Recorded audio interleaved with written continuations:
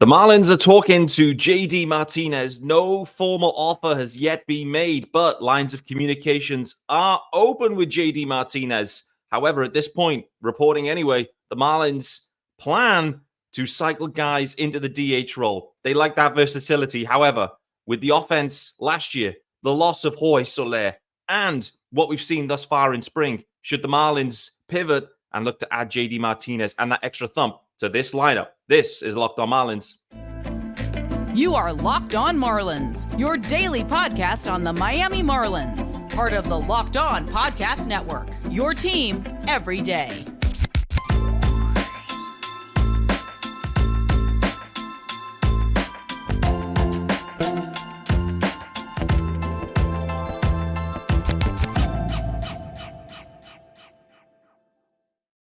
Greetings from England and welcome to Locked On Marlins. Happy Monday, guys. Hope you're doing well. This is your daily Marlins podcast, and I'm your host, Peter Pratt. Hit me up at Miami Marlins _UK. If you're listening to the pod, of course, hit subscribe and leave a review.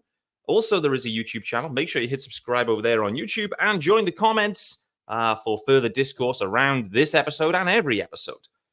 Thanks for making Locked On Marlins your first listen of the day. Of course, this is your team every day, and there's tons to get into today.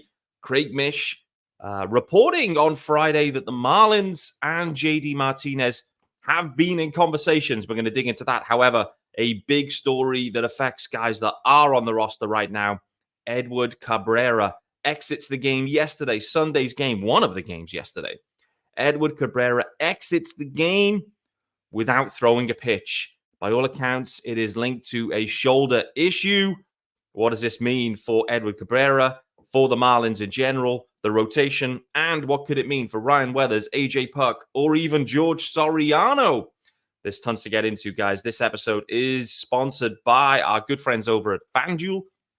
You can make every moment more. New customers join today, and you'll get $150 in bonus bets if your bet of $5 or more wins. Just visit FanDuel.com/locked-on to get started. Guys, we're starting with the offense. We are starting with Craig Mish's report that the Marlins and JD Martinez are talking. At this point, we believe that no formal offer has been made. However, the lines of comms are open. That's encouraging. The other thing to say here, if Craig Mish is talking about this situation in public, then there's a high probability that this is the reality, and equally that the Marlins are serious. So my takeaway on what Craig has put out there is the Marlins are serious about exploring this opportunity. And no offer has yet been made, but lines of comms are open. The main follow-up, I would say, from Craig in this area was that the JD Martinez is seeking a 2-year deal. A 2-year deal of some sorts. Who knows what that could look like? On the counter side, from a Marlins perspective, here's what we're hearing. Right now, the plan is to play John Birdie more at third base. They like John Birdie at third, and they're going to cycle some of the big boys into that DH role. Jake Burger, Josh Bell, and maybe get Luis Arias off his feet as well, maybe at second base. So that seems to be the plan. They like Birdie's versatility. They like his defense, maybe more so at third. They like equally maybe what he can add to this lineup. We've seen it as well with Birdie. Like, we know what we get with Birdie. You know what you get with him. You get a solid dude, can steal some bags. There's a bit of a weird dip in his stolen bases last year, but I think it was primarily health related with John Birdie. But the Marlins like him. They like him at third. A lot of people, when Tim Anderson was signed, were thinking, okay, what does this mean for Birdie? Like, is Birdie surplus to requirements? It's not going to be the case. Birdie's not going, and he's never going to be surplus to requirements. He's too good, even as a util guy. He's one of the best bench bats in the game. So that's not happening. But Craig suggesting that the Marlins are maybe leaning towards Birdie playing more at third base, which would free Jake Burger up to maybe DH a little bit more frequently. Equally, Josh Bell, when they cycle him, maybe sliding Arias into the first base position. I believe there was also some talk of maybe Jake Burger taking some reps at first base as well. First base is interesting. And I think this is the whole general roster build is really interesting because I think the plan heading into spring at this point was Trey Mancini to likely be the backup first base, kind of DH a little bit, that kind of stuff. Trey Mancini had a very slow start, clearly, but yesterday, a boom bat from Trey Mancini. So is there signs of life from Mancini? And all of a sudden, he can make a late push.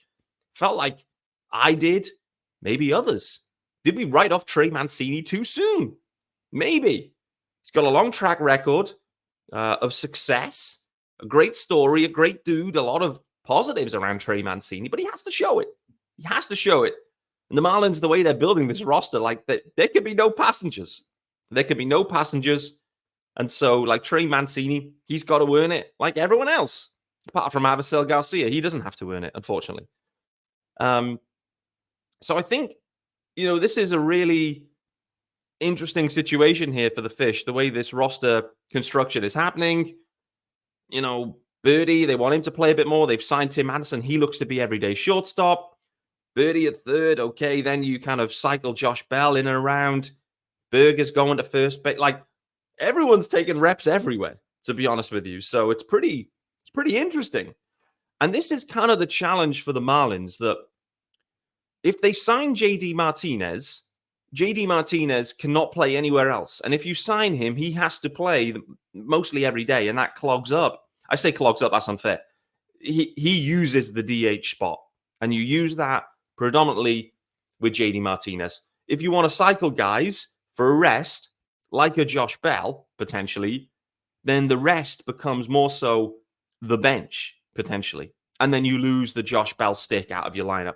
So I kind of get it, the way that the Marlins are thinking about this cycling DH situation, what that can do for the guys that are on the roster right now. I completely get it. Birdie's defense likely is an upgrade likely over Jake Burger.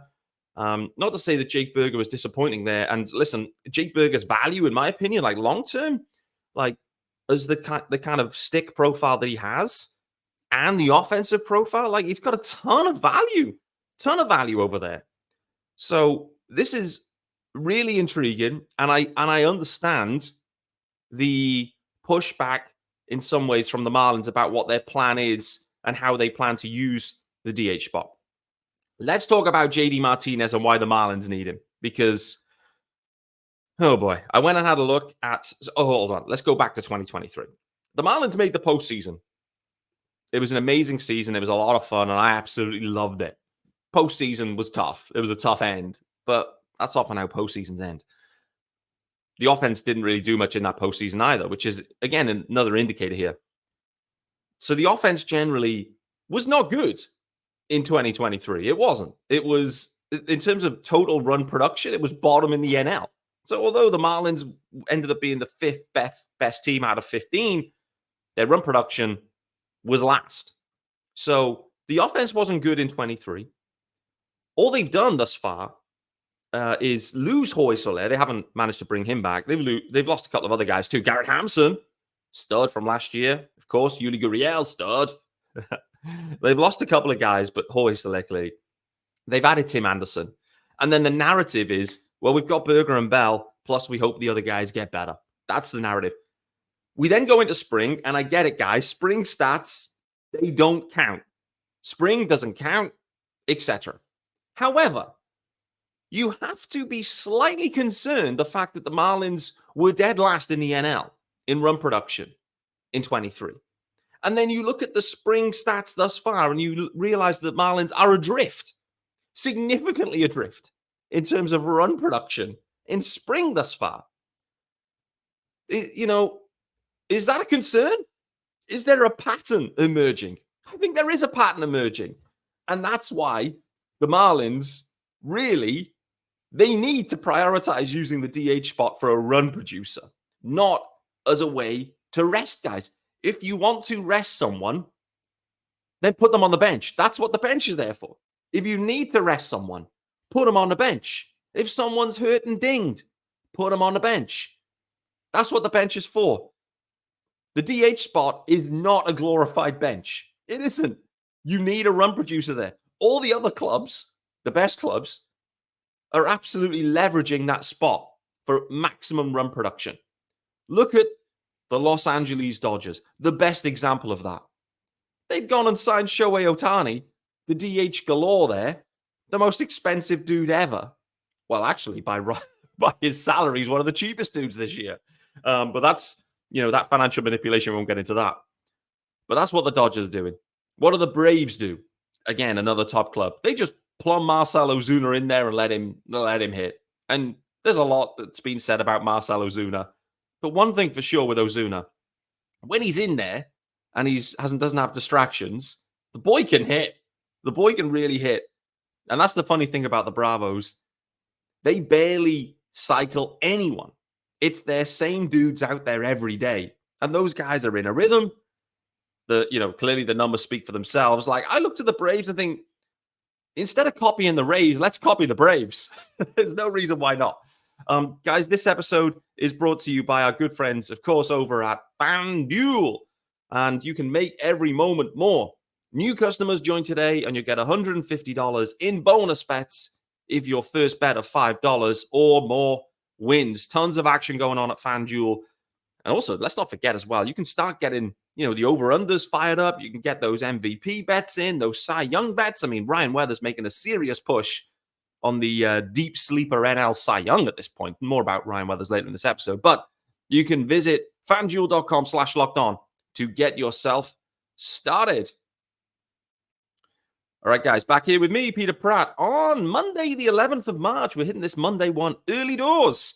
And we are carrying on this conversation. JD Martinez and the Marlins rumored to be talking. Well, reported to be talking. No formal offer has yet been made. The Marlins, at this point, are looking to leverage a rotational DH spot. Let's call it that. The carousel. They're looking to employ a carousel of a DH role, effectively switching between Berger and Bell. Birdie playing a little bit more at third base. Berger DHing, Bell switching into the DH when he needs a bit of off time. Arias maybe sliding around. That's the plan. However, the Marlins have signed Tim Anderson. They've added him into shortstop. The upside is immense, both defensively and offensively. He's a former batting champ. The Marlins love adding batting champs. That's what they just go after. They've added Tim Anderson. They've lost Jorge Soler. It's clear that they need another stick in this lineup. But at this point, nothing has been done. What I would say is patience has been a virtue for the Marlins this offseason. It really has. The way this market has played out with free agents has been a really interesting one because, there's still some guys. The Cy Young winner is yet unsigned. It's crazy. This has been a totally weird offseason. Is this indicative of the future? Maybe. I don't know. It feels like the clubs generally they're looking to accelerate their development and the guys that are maybe younger. The prospects are being pushed earlier and harder, and they're cheaper. And this is maybe squeezing like the kind of fringy free agents. All of a sudden, they're in there seeking like these multi-year deals, and they realize they've got no markets. They haven't. And so for the Marlins, like, I know we got a little bit upset that they didn't do anything really from a major league perspective for a long time. But I look at it and think they were in on Kiner-Falefa. He ends up signing for $15 million with the Blue Jays. The Marlins sit tight. They don't panic. That was a thing going back to Avisail Garcia, by the way. That's the way the Marlins got in that bad situation with Avisail Garcia. They panicked. It was a panic signing. And it blew up in their faces. It did. Enough about Avi. I keep slandering him. I can't help it. But with Tim Anderson and the shortstop position, they were in on Kiner-Falefa. They obviously liked the profile, but not at the price. They didn't panic. They just pivoted. And they sat there and they waited. And in the end, you end up with a couple of guys going. Ahmed Rosario goes for $1.5 million. It's entirely possible that Ahmed Rosario on the Rays could have a better year than Tim Anderson and Kiner-Falefa put together. To be honest with you, it wouldn't stun me if at the end of the year we accrue WAR, Kiner-Falefa plus Tim Anderson doesn't equal Ahmed Rosario, to be honest. I mean, that's just the Rays, right? But be a poor indication for Peter Bendix if all of a sudden the Rays outlay the Ray Master. Anyway, It's another point. The Marlins sat tight and they got Tim Anderson for $5 million. That's the point I was trying to make. Patience was a virtue. Patience was a virtue, and they ended up, in my opinion, getting the better player for less commitment and less dollars. It's what you need to do. It's what you need to wait for. JD Martinez. This is why I'm talking about Tim Anderson. You probably would have, like, what the hell are you going on about, Pete? What I'm trying to say here is, with JD Martinez, they've sat tight. It's now the 11th of March. 11th of March, JD Martinez would have gone into this offseason hoping for a 3-year, $50 million. He would have been hoping for a Soler deal. He's 36, going to be 37 soon. I may be slightly wrong on that. It could be 1 year out. He's going to be 37 at some point if he isn't already. Anyway, he's not getting a 3-year deal from anyone. There's no way. JD Martinez at this point of his career is on year to year. Whether he understands that, I don't know. But that will be his reality that he's facing into. So from a Marlins perspective, they've sat tight, but lines of communication are open. That's encouraging. The question will come is who else is interested in JD Martinez? I don't know the answer to that.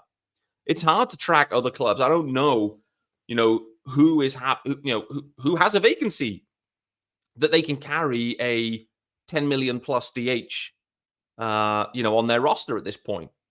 Considering their current roster builds, the Marlins definitely could.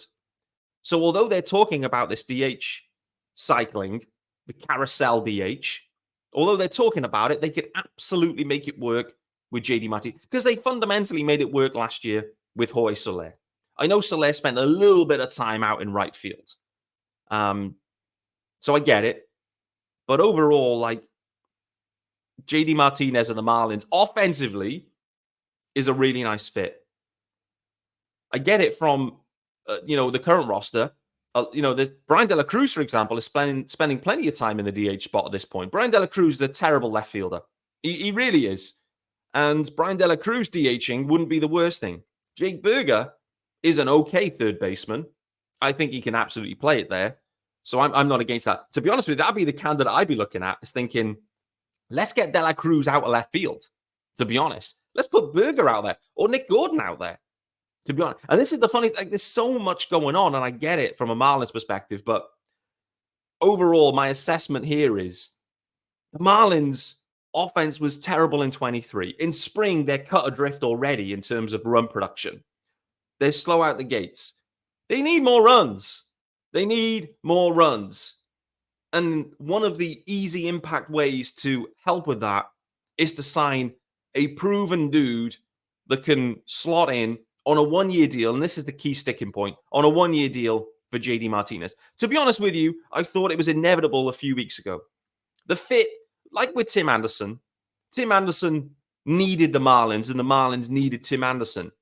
I believe that the Marlins need JD Martinez. And to be honest with you, I think at this point, JD Martinez might need the Marlins. And so that's why it feels inevitable to me. The fit feels great. We'll see how this plan, plays out. But what happened last time with Tim Anderson? What happened was we heard a rumor. Next thing is an offer was submitted. Next thing is Jazz was tweeting about it. And then next thing is Tim Anderson signs. So we haven't had any Jazz tweets yet. So we're still a little bit, we're far away here from JD Martinez. But it's encouraging that the Marlins are talking. They're still open to this. It's not like they're closed off. And like I've mentioned, the results thus far in spring say to me that the Marlins do need some more offensive power. And on the flip side of that, we'll talk about it straight after the ad, is the pitching all of a sudden is, depth is going to be tested. It's going to be required. It really is. And some big news yesterday. Edward Cabrera exiting the game before one pitch was thrown, one live pitch anyway, one game pitch. He was throwing some warm-ups, got to the mound, and then exits. What does this mean for Eddie? What does it mean for the rotation? What does it mean for some of the other guys? Ryan Weathers twirls another gem. Ryan Weathers, for me, has been the spring MVP of any club. Been absolutely unbelievable. So before we get into that, let's talk about our good friends over at Amazon Fire TV. Yes, sir. Guys, Fire TV is your destination for sports. From live games to highlights to in-depth analysis, Fire TV offers amazing viewing experiences with smart TVs, as well as the Fire TV stick that you can plug into your existing TV that provides access to millions of movies and TV episodes, as well as free and live TV. Whether it's opening weekend for baseball or the college basketball tournament, you're going to want to have a Fire TV. Fire TV recently created Fire TV channels to deliver a constant supply of the latest videos from your favorite sports brands, all for free. That includes all of us at Locked On and most of the big pro leagues and college conferences as well. Fire TV channels let you dive into all of the game analysis, highlights, and more to keep up to date on all the latest in the world of sports, March Madness, NBA, MLB, and lots more. Not to mention great news, entertainment, gaming, travel, cooking videos as well. Check out Fire TV channels on Fire TV and Alexa devices. If you haven't checked out Fire TV channels, you should. Trust me on this. To learn more, you simply visit www.amazon.com/LockedOnFireTV. All right, guys, back here with me, Peter Pratt, on Monday, the 11th of March. We've talked a lot about the offense. We talked a lot about the carousel DH and the Marlins' plan to use that approach for 2024. Early indications are they probably need to add some more firepower to this offense. JD Martinez fits the brief perfectly, in my opinion. The question will come on JD Martinez. Can the Marlins find a way to only guarantee 1 year to JD Martinez? That will be the question. The other fallout from this will be, if the Marlins do sign JD Martinez, that Avisail Garcia's career with the Marlins will end. Looking at the way the roster is constructed, there's no way to carry Avisail Garcia if you do sign JD Martinez. Well, there could be. You could move on from Nick Gordon, Vidal Barujan, other guys, potentially. But in my opinion, if the Marlins do sign JD Martinez, that's definitely the end for Avisail Garcia. And frankly, I can't help it. Avisail Garcia he annoys me. He annoys me. His first at-bat on Saturday's at-bat, he took 2 meatballs straight down the middle and then was struck out on a pitch clock violation. I mean, come on, Avi. He's just toying with me now. He's taking the Michael, as they say. Anyway, enough of that. Let's finish this episode with some big news from yesterday. Edward Cabrera exiting the game. Eddie obviously had a real nice spring thus far. He's been on attack mode. He's thrown a lot of strikes. He gave up some contact accordingly. And I think this is the point with Eddie, where even if you give up contact, sometimes they'll fall for hits, sometimes they won't. We see it with Sandy. You're okay to give up contact. It's just about using your stuff to get the right type of contact. With Eddie, he did give up quite a few hits his last time out, but no walks, no earned runs. Like, he can navigate around it. It's really encouraging to see his command and the lack of walks, no doubt about it.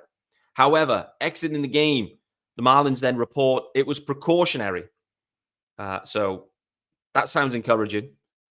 But equally, it was linked to a shoulder issue. Reminder, 2023, Edward Cabrera, shoulder issue at some stage. Missed some time. So this is, considering we're actually 3 weeks exactly. Am I doing my sums right? Yeah. We're 3 weeks exactly away from opening day. And at this point, Eddie Cabrera going down, not good. Are we 3 weeks? I don't think we are. Are we 2 weeks? Are we 2.5 weeks? It must be 2.5. I don't even know what day it is. Anyway, we're a couple of weeks away from opening day. Let's just go with that. And for Eddie to exit a game, not throw any pitches with a shoulder issue, bad sign. Bad sign. To me, this is saying Braxton Garrett already missing time. This is saying Eddie Cabrera likely missing the start of the season as well. That's 2 guys down from your projected opening day rotation. Sandy, of course, as well, would have been there, also missing. So pitching depth is being significantly tested here for the Marlins. And this goes back to, it's what we keep saying. We say it all the time. It isn't about your 1 to 5. You can put your 1 to 5 on paper and they can look good, but it's about your 1 to 10. You need your 1 to 10. And for the Marlins, for an offense that is clearly below par, clearly, The numbers in 23 tell us, the spring numbers tell us, this offense is below par. It is not at the level of other organizations. So to be successful, like we saw in 23, you have to pitch well. You have to lean on your staff. And so that's why you need 1 to 10. 1 to 10 need to be good. And this is the really interesting thing this spring is the 1 to 10 is pretty good. And that's why the Marlins have stretched out so many guys, including AJ Puk. Weathers' step forward has been really encouraging. Max Meyer taking all the right steps. Trevor Rogers taking the right steps. Sixto Sanchez taking the right steps. He doesn't look like a starter at this point, considering how the Marlins are managing him. George Soriano looking interesting. Like the Marlins do. Brian Hoeing. The Marlins do have guys they can stretch out. Nevertheless, Eddie Cabrera, for me at this point, I think it's extremely likely he misses opening day. It's just for how long. And with the Marlins and with shoulder issues, not with the Marlins, sorry, with shoulder issues, clearly, it needs to be managed properly. Haven't heard a ton of fallout from that. We'll see what happens in the next couple of days regarding that. Probably Skip Schumacher will speak to the media today. They'll be asking the questions. So we'll see the situation, what's reported. Whatever they report will likely be downplayed, and thus we'll wait and see. But it's bad news for the Fish. However, it does create opportunities for others. In my opinion, AJ Puk was already making this rotation. AJ Puk, again, was out there the other day. It was the strikeouts were there. He went 60 pitches. Like, this is like legitimate starting pitcher stuff here from AJ Puk. It's been really impressive. As soon as Braxy was down, I was just certain that AJ Puk was making it. Now that Eddie's down, the question is who steps into that spot? And for me, it's impossible. It's impossible not to give Ryan Weathers the opportunity, considering what he's put up in spring thus far. Ryan Weathers, honestly, has been the MVP of spring. Maybe some of the offensive guys more generally across the, like I saw like Juan Soto's going crazy and whatever, but Ryan Weathers is right. Like if there was a spring war, I mean, the all-time leader would be Lewis Brinson, but the 2024 spring war leader would be probably Ryan Weathers. He's been absolutely immense. And he deserves his opportunity. He deserves his opportunity to start the year in the rotation at the big league level. He really does. So I'm expecting here that Weathers is going to slide in. So what does that mean for the rotation? What does it look like now? Luzardo gets the ball opening day. Yuri Perez should be the second guy up. Feels like that fingernail issue wasn't there we saw over the weekend, which is encouraging. Equally, Yuri Perez, he had a really interesting start. Like it was a proper spring start that he had this weekend where he basically just threw a fastball and a curveball. He didn't throw anything else. Mel Stottlemyre just wanted him to get out there and throw the curveball in live games more so. What I would say, like, I don't know about you guys, but I'm slightly nervous about these situations only because Sandy injured himself on his curveball. So I'm slightly nervous about this where you've got like a new pitch or a new grip and you're trying to throw it more often in games and whatever. Like it feels like the propensity for injury is so much higher. He was unscathed and so great. But boy, oh boy, it makes me nervous. Nevertheless, Yuri gets the ball, game 2. AJ Puk maybe game 3. Then the questions come of, okay, who's next? If Eddie's down, and at this point, Ryan Weathers is the next guy up. He's your 4. And the 5 spot is basically a battle between Trevor Rogers, George Soriano, and Max Meyer. At this point, all of a sudden, it feels like Max Meyer, it's within touching distance for him. Have I missed anyone? I don't think I have. I think it boils down to Trevor Rogers. Is he ready to go? Don't know. The Marlins clearly like Trevor Rogers. Is he ready to go? We'll see. Is Max Meyer ready to go? We'll see. He's working his way back. It could be that they just take it steady with both them guys and they just go like Soriano Hoeing for a little bit and kind of edge things through. So much going on here with this pitching situation. It's been so much going on all spring. But these injuries are starting to pile up. We also, tomorrow's episode, want to dig into that in a bit more detail, to be honest with you. I also want to dig into the bullpen as well, because boy, oh boy, Tanner Scott has still not got through a full inning. He still hasn't been able to get through a full inning. So what's going on with Tanner Scott? I know it's only spring, but boy, oh boy, we're only a couple of weeks away from opening day. and we need Tanner Scott to turn it on rapido.